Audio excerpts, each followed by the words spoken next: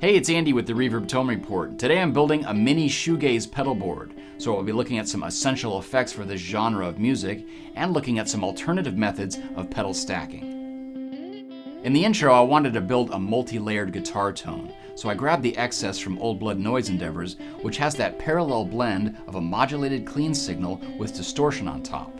Then I ran into a giant reverb from the Slow from Walrus Audio, and after that I had the green Russian Big Muff.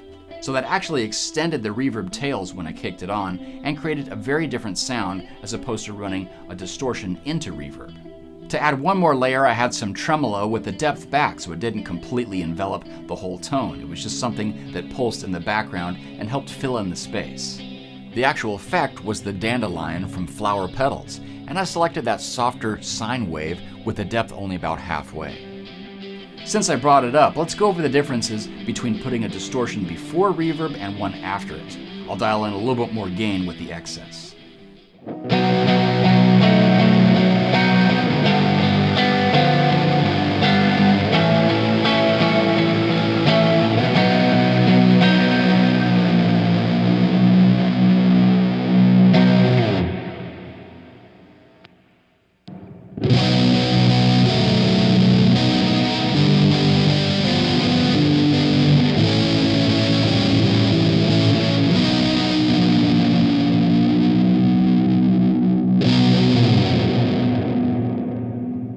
So as you could tell, having distortion after it has a completely different feel, and it really acts as a compressor because it's extending those tails as long as possible by bringing up their level.